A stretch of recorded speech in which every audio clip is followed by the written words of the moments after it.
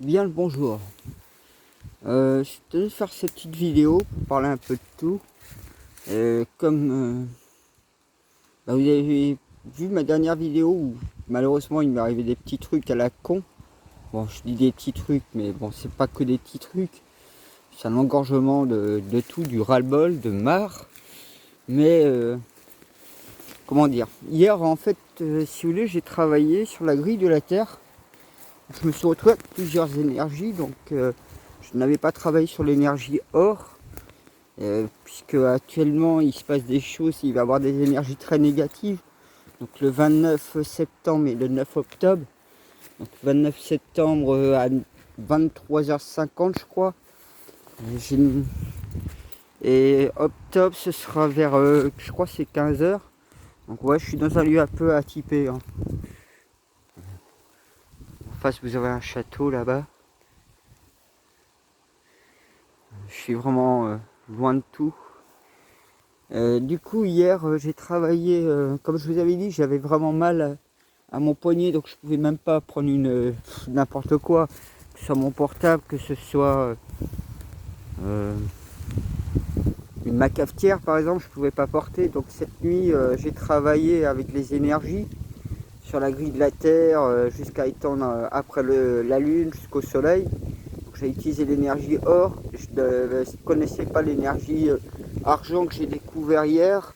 J'ai utilisé la lumière blanche, j'ai utilisé beaucoup de choses, hein. J'ai l'énergie verte, l'énergie bleue, sur les lignes telluriques, un peu sur les gens. Donc j'étends pas mal. Il commence un peu à mouiller. Et c'est vrai que au fur et à mesure du temps, bah, vous voyez, du coup mon poignet, faut pas tomber en bas. Du coup mon poignet va beaucoup mieux parce que ce matin je peux porter une cafetière, chose que je ne pouvais pas faire avant. Vous voyez, en une nuit, hein, en travaillant un peu comme ça sur la grille de la Terre pour l'humanité, et ben en même temps ça a réparé mon poignet, on va dire à 75%. Il reste encore un peu de boulot, mais bon, c'est vrai que pour moi c'est pas évident parce que bah, y a beaucoup de choses.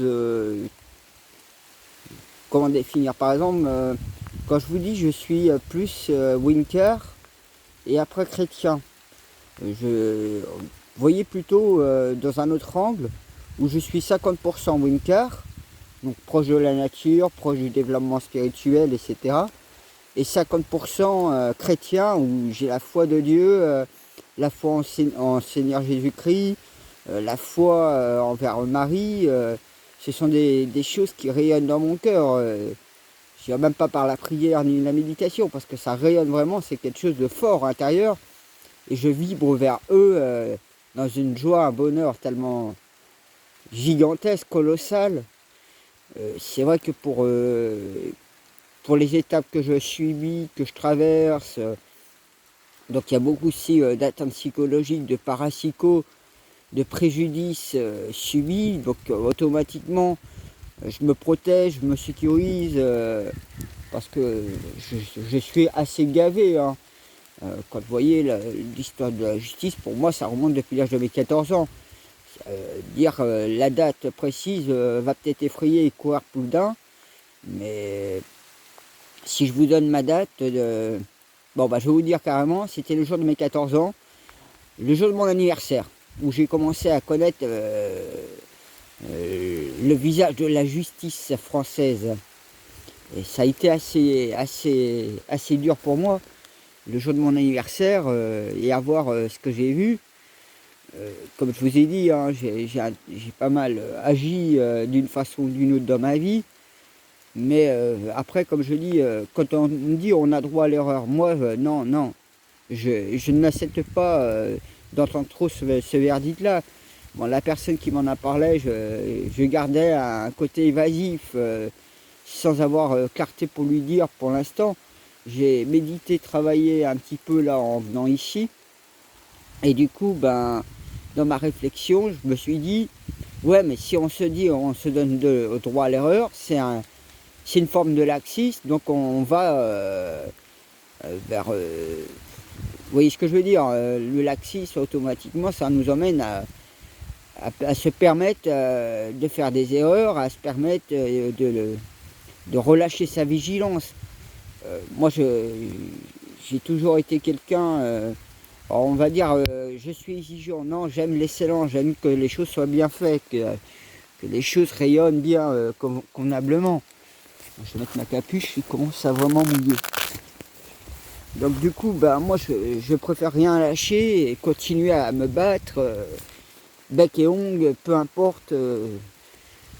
Tant que vous êtes dans le droit chemin, dans la lumière, et que vous savez que au fur et à mesure du temps que vous vous bataillez, que vous tenez contre vents et marées, et peu importe ce que vous coûte. Bon, moi je suis forgé aussi, où c'est pas mon problème, c'est le problème des autres. Que moi, voilà, rien ni personne ne pourra me changer ou moduler comme ça. C'est vrai que si j'étais pas à tout maintenir dans un gant de velours en étant dans une main de fer, ben ça irait très très vite vers des problèmes, vers du lacisme, donc ce fameux côté droit à l'erreur, non. Surtout qu'actuellement on peut pas se permettre d'avoir droit à l'erreur. On a besoin de tous pour pouvoir faire les choses. Moi je fais comme je peux. Après, ben, à tout chacun aussi. On va pas pouvoir mettre dans le même panier comme je dis, les 144 000 qui sont des Strateg, des Indigos, des Enfants des Étoiles, etc. Et quelqu'un de lambda qui n'a encore rien appris, ni compris. C'est pour ça que la sagesse, c'est vraiment l'écoute. Faut pas rejeter les choses. Vaut mieux plutôt faire profil bas, comme moi j'ai fait au début, quand j'ai appris que j'étais le grand monarque d'Hélice. Et encore, il a fallu que je fasse un sacré travail pour comprendre tout ça. Et j'ai pas encore clarté. Hein. Je vais pas vous cacher non plus que je suis serein, hein, loin de là. Hein. Mais je préfère rester en pôle d'abstraction de tout ça pour m'alléger ma conscience, pour faciliter les marges de manœuvre. J'avais reçu aussi ce message-là, comme quoi qu'il fallait que je dorme dans une literie blanche et dans des vêtements blancs, etc. Moi, ça m'a coûté financièrement, vous voyez. Quand je dis j'ai vraiment besoin aussi quelque part d'argent, quand je me paye des contre-coups, comme ma tablette qui, comme par hasard, ne fonctionne plus du tout, quand je vous dis, hein, c'est quand le démon, le démon, c'est pas vraiment le démon, quand le bas astral, le panthéon reptilien s'y met, je peux vous dire que il y va pas de main morte. Puis comme actuellement, ils sont en train de tout perdre, donc ils mettent les bouchées doubles. Donc c'est pour ça qu'actuellement, il va se passer, comme je vous ai dit, le 29 septembre. J'avais pris un petit papier où j'avais noté en fait les trucs. Donc voilà, ça c'est le petit papier. Donc là, vous avez les heures où vous pouvez méditer. Donc je vais vous le lire. C'est par rapport à la fleur de vie. Donc le carré de Mars, Saturne, le 29 septembre à 23h49. Où pendant 20 minutes, un minimum, vous travaillez sur la grille de la Terre, sur toutes sortes des énergies, en utilisant votre pouvoir d'attention, etc. Mais je vous mettrai le lien de Cobra dans ma vidéo, en dessous, dans les messages. Après, vous avez le carré de Mars-Pluton le 9 octobre à 15h09. Et si vous travaillez sur la fleur de vie, sur la grille de la Terre, sur les éléments, etc., par rapport à la fleur de vie, c'est tous les 4 heures en fait. Du coup, dans le lien que je vous mettrai, vous aurez les horaires qui vous indiquera à quel moment faire les choses pendant 20 minutes. Après, c'est vrai que donner toutes les explications, c'est à tout chacun d'où il est positionné. Si vous n'avez pas déjà l'éveil, vous aurez en face de vous un mur qui sera dans le refus au début, qui refusera tout. Hein. Vous savez, on dit, hein, tout va par palier. Hein. Premièrement, je refuse. Deuxièmement, je commence à me dire qu'il y a quelque chose. Et troisièmement, c'est évident. C'est vrai que l'histoire du Covid, etc., là, actuellement, c'est par rapport aussi qu'il faut agir dans le pouvoir de l'attention. à ce que la cabale ne mette pas en place les confinements, que tout ça s'arrête. Hein. Il faut être dans l'amour, dans la grâce de Dieu. C'est vrai que moi, là actuellement aussi, je sais pas pourquoi, mais je repense à nos anciens qui sont en maison de retraite, qui souffrent, que ce soit à cause du Covid, mais aussi des problèmes d'argent. Parce que je me dis, il y a quelque chose qui ne va pas au prix qu'ils font les maisons de retraite et que ça coûte pour les anciens, ça paraît exorbitant. Hein. Or que normalement, on ne devrait pas être à des prix exorbitants comme on est. Hein. Quand on est à plusieurs, automatiquement, par exemple, un employé dans une maison de retraite, quand vous avez 40 personnes qui vivent, automatiquement, vous voyez la somme d'argent que ça fait. Donc moi, je me dis, quelque part, ils abusent vraiment. Puis quand ils ont fini de pomper le petit vieux et qu'il n'a plus les moyens de payer, bah, ils sont en train de l'euthanasier discrètement. Hein. Je sais qu'il y a des maisons de retraite, la maltraitance est souvent omniprésente, mais elle est aussi présente comme dans beaucoup d'endroits. Hein. Si vous regardez, oh, il commence à mouiller pas mal là. Quand vous regardez d'autres éléments que je prends en compte, hein, les coûts budgétaires, vous trouvez ça pas quand même un peu étonnant? Ils vous parlent toujours de plus de récession, de coûts budgétaires, et puis en fait au final, il va où tout cet argent? Parce que ça fait beaucoup plus d'argent qu'on l'imagine. Hein. Donc il y a vraiment un schmitt dans l'histoire. Hein. Plus ils sont en train de serrer la vis, moins il y a soi-disant d'argent. Or que quand vous voyez Macron, ce qu'il s'est permis, vous croyez que c'est pourquoi que Macron a fait sa pièce présidentielle là? C'est tout simplement pour animer cette rancune que les gens ont de se retrouver au chômage, de galérer financièrement. Quand on pense à des femmes qui sont seules avec des enfants pour payer, survenir les besoins, quand on pense qu'actuellement il y a un coût budgétaire pour les parents, avec les masques, même pour les gens lambda, que moi qui refusais jusqu'à maintenant de porter le masque, maintenant ben, j'arrête, je préfère porter le masque sans l'avoir couvrir mon nez parce que je ne recouvrirai pas mon nez. Là non. S'il faut que ça finisse dans un bain de sang, ça finira dans un bain de sang. Parce que moi, je suis arrivé à un stade où j'ai pas envie de respirer ces produits toxiques. J'ai pas envie non plus de me rendre malade.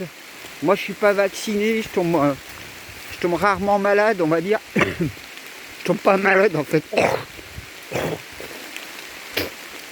J'ai juste un petit rhume comme ça. Parce que vous voyez, par exemple, là, il flotte. Je vais être mouillé, donc je vais me prendre un rhume. Du coup, j'utilise souvent les petits remèdes de grand-mère. Donc, ouais, je me suis mis un peu plus sous les bois là. J'utilise un petit remède à la con. C'est du thym. Bon, je consomme un peu de miel aussi. Ça me fait penser qu'il y a des ruches de miel là-bas. D'abeilles plutôt. Donc, c'est vrai que bon, voilà, les contre-coups là, j'ai subi un petit peu et tout. Du fait d'avoir fait de la méditation cette nuit, d'avoir travaillé sur la grille de la terre. Donc comme je vous dis, hein, j'ai utilisé l'énergie or, l'énergie argent que je ne connaissais pas. J'ai utilisé aussi l'énergie bleue, l'énergie blanche, la lumière blanche. J'ai utilisé l'énergie verte. Je fais mon maximum aussi, je vous ai dit, hein, je bougerai pas mal spirituellement. Quand il y a eu l'histoire des clés là, avec la personne qui m'avait envoyé un message, je me suis retrouvé avec une personne, bah, vous voyez l'arbre, autour du gars, il y avait comme des cristaux qui empêchaient de passer. Il était en méditation, je l'ai fait chier. Et comme je vous avais dit, hein, l'antichrist, la cabale l'a supprimé, mais il est encore bien présent, plus physiquement, mais spirituellement. Et cet enfoiré, il a récupéré la clé. Et en plus, il s'était déguisé en vierge... en sainte Morgane, je crois que c'était. Non, Myriam, parce que j'avais reconnu Myriam, je crois que c'est Myriam. Donc vous voyez, cet enfoiré, donc comme moi j'ai pas le droit de le toucher, j'ai pas le droit de le tuer, j'ai le droit de rien avec lui, sinon c'est moi qui assure sa place. Donc j'ai pas envie de devenir un antichrist. Mais voilà, vous voyez, le combat il est vraiment multidimensionnel. Et donc pour tout comprendre, saisir les choses, bon, des fois je me retourne un peu envers Dieu parce que pour exprimer mon ras-le-bol, mon marre, et en plus de devoir faire tout au rabais et gérer un portefeuille où vous recevez comme tout le monde votre argent un jour et puis le lendemain il n'y a plus rien. C'est vrai que j'en ai assez ras-le-bol de toujours galérer, de ne pas pouvoir honorer ce que je dois honorer mes créances, mais même si j'ai pas de crédit, moi je suis quelqu'un qui vit assez simplement, basique, et je vois déjà que rien que simplement basique, bon ça coûte vraiment très cher la vie. Moi je sais que l'histoire de l'euro ça a été vraiment le piège, c'est un piège infernal, hein, c'est un baisse-couillon pour tout le monde, ça détruit l'emploi, ça détruit l'économie française. Quand vous voyez les pénuries de médecins, moi ça m'est toujours été quelque chose en tête. Quand ils ont fait ils avaient fait des comment ça s'appelle le niveau d'études était beaucoup trop corsé, de manière que les gens lâchent à vouloir faire médecin, et ils avaient réduit aussi le nombre de places en médecine. Donc vous voyez, on est dans un système complètement destructeur, et en plus qui se fout vraiment la gueule du monde, mais de tout le monde, hein. Actuellement, avec leurs conneries, d'avoir confiné tout le monde, d'avoir mis l'économie à terre, de priver les gens de tout, hein, parce qu'ils privent de nourriture quelque part avec leurs taxes, donc ils portent atteinte et préjudice au bonheur de la population mondiale. Ils sont en train de créer un vrai chaos social partout. Et ils attendent quelque chose, c'est que le peuple se soulève, se rebelle, mais bon, le peuple est beaucoup plus intelligent que le gouvernement, hein. Il y a des éveilleurs de conscience. C'est vrai que moi j'en suis quelques-uns, que ce soit Q, les décodeurs, ils font du bon boulot. Mais après c'est vrai que il faut rien lâcher, il faut toujours être au fourneau et bûcher. Moi c'est vrai que moi quelque part ça fait des années que je bûche. Maintenant, du fait que je garde un œil sur plusieurs youtubeurs, que je regarde ce qu'ils disent, ce qu'ils font, bon, la panoplie est assez large parce que c'est un océan et on a de quoi s'y perdre. On n'est qu'une petite île dans cet océan, nous, hein. Avant d'avoir toute la pleine connaissance, il nous faudrait plusieurs vies, il nous faudrait avoir une mémoire beaucoup plus grande. Donc c'est pas évident du tout. C'est pour ça, c'est à tout chacun de travailler à son rythme, à son niveau, de ne pas être dans le rejet direct cash, mais de toujours garder un pied de l'hypothèse